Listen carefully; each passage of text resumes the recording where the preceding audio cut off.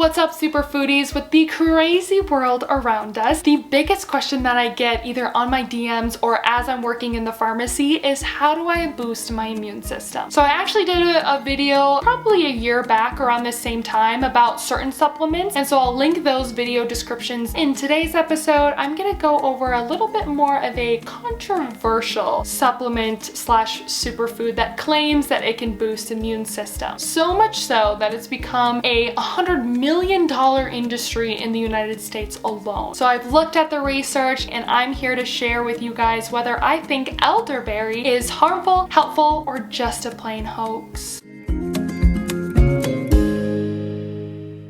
What's up, guys? My name is Dr. Tessa. I am a PharmD as well as a practicing licensed pharmacist as well as a NASM certified personal trainer and nutrition coach. But my sole passion, my love in life is using evidence-based superfoods, supplement, natural remedies in order to kind of dig down deep into the core values of health and wellness, fix the inner problems that are causing the outward problems. So before I get into the kind of nitty-gritty of this video, I do want to say how this video came to be. A supplement company called Vitamin Bounty reached out to me and wanted me to test their elderberry supplement. So as you can see, it's not even opened yet. So I'll be going over kind of my disappointment with this supplement and the supplement company at the end of the video. Spoiler alert, I'm not impressed. So is it really worth all of the hype that it's generated, all of the millions and millions of dollars people are spending on it? I don't know. So let's start with the positive claims on how elderberry is seeming to help decrease the severity and duration of flu symptoms. So small clinical trials in otherwise healthy individuals with a confirmed flu were taking this formulation of elderberry extract from Nature's Way. And essentially they found that it did improve patient rates of achiness, pain, coughing, sleep disturbances, muscle aches, and nasal congestion an average of 4 days earlier than the placebo group, so the group that wasn't taking anything for their influenza symptoms. So another small clinical trial in adults showed that taking a specific elderberry lozenge actually improved flu-like symptoms, and there was this substantial symptom relief that occurred within 48 hours for most of the treated patients. So this sounds like pretty great, right? Well, I do have a few issues with some of these studies. So first off, it was just a really small sample size. I mean, less than 100 people were enrolled in each of these groups. Second off, the studies also excluded individuals they considered high-risk patients, which makes sense. You don't want to like give something that isn't proven to a patient who might need like medical attention. Honestly, that's great. But they really never defined what high risk meant, meaning they could have excluded pretty much anyone out of the study that they wanted to for no particular reason. Finally, and probably the most important, is that these studies were funded by the company selling these products. There's a huge conflict of interest in these studies, and there's a large potential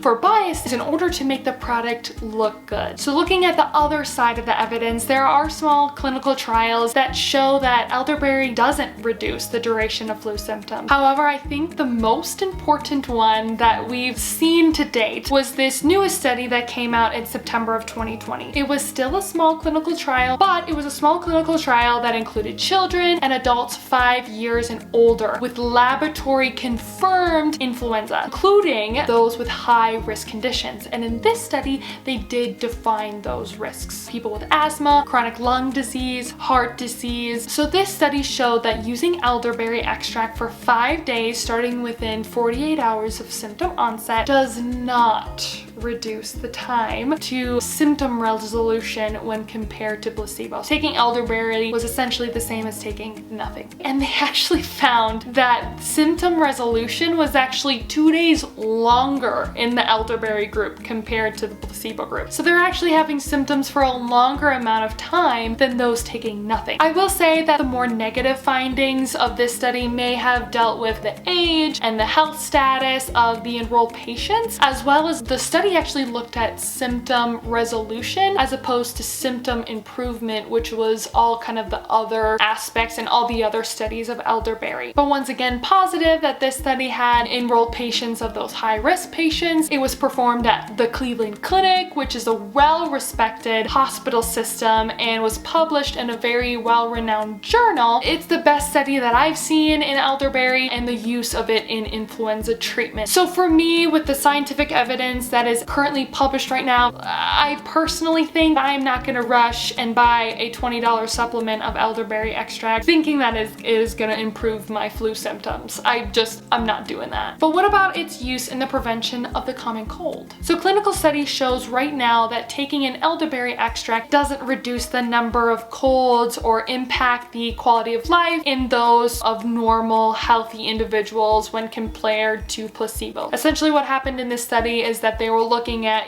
does it prevent cold when you're traveling overseas? However, the same formulation in another study showed that it did reduce the duration of colds by about 2 days, as well as the severity of colds by about 58% when comparing it to those taking nothing for their cold symptoms. But once again, this study was funded by the company selling the product. And finally, I want to touch on a little bit of the current nature of our world right now and the fact that elderberry is flying off of our shelves right now because of some misguided evidence and companies looking to make money off of the uncertainty and chaos of the world. So I'm gonna answer the question, does elderberry work against this virus? I don't want to say the actual name because I'm pretty sure YouTube is censoring these type of videos, so I'm not gonna say it, but y'all know what I mean. Currently, there is no published research studies that have shown and evaluated the use of elderberry with the virus.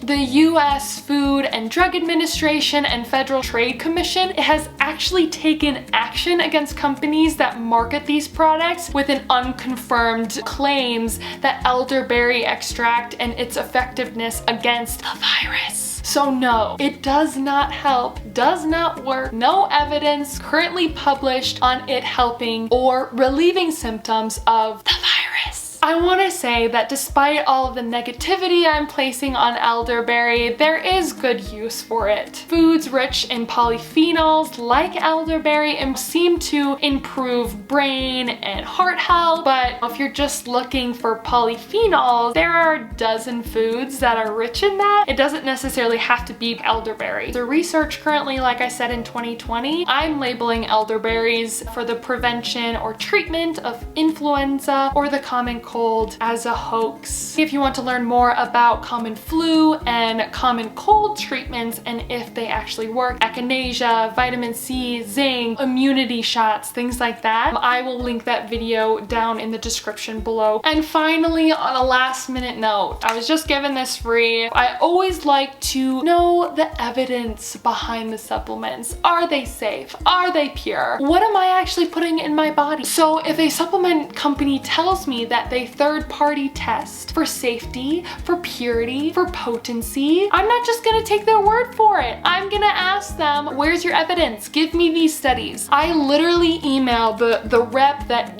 contacted me in the first place 4 times in 4 weeks, one right after the other, and I still have yet to hear back. So as far as I'm concerned, your body is a temple. It is beautiful. And I'm not gonna put anything in it that I think is gonna mess it up. So unfortunately, I can't really tell you anything about this supplement other than the fact that I asked for their third-party studies. I asked for them to prove that it was a safe and effective supplement, that it was a pure supplement, and they couldn't do that. So that's my review on Vitamin Bounty's elderberry supplement. However, I understand sometimes emails get lost. So if Vitamin Bounty sees this and they want to reach out to me, give me those studies and things that I'm looking for, then awesome. Yeah, I'd love to have that conversation. So if they do reach out, we have that conversation, I will pin a comment in the comment section below talking about my experience with them. But so far, I got nothing. As always, it's important to talk to your own personal healthcare provider, your pharmacist before starting any sort of supplementations whatsoever. Just making sure that there's no dangerous interactions in regards to any medications, supplements, herbals, or disease states that you might have. I love you guys. I feel like we're friends, but I don't know your personal background. I don't know your health history. I can't tell you to take any of these supplements. So just making sure that you're going over it with your own provider. Thank you guys so much for watching. I really hope it was educational. I hope you guys got some value out of it. If you guys want more daily tips, tricks on superfoods, supplement science, or just living an overall healthy, balanced life, go ahead over to my Instagram at the Superfood Pharmacist. Also, I do have an online program as well as online services that do include supplement consulting. So if you want to work with me on a personal basis, I've linked my website down below, and then hopefully we can work one-on-one as well. All right, guys, thank you again so much. If you like this video, make sure to hit the like button, subscribe, all the basic YouTube things, and we'll see you next time. Bye.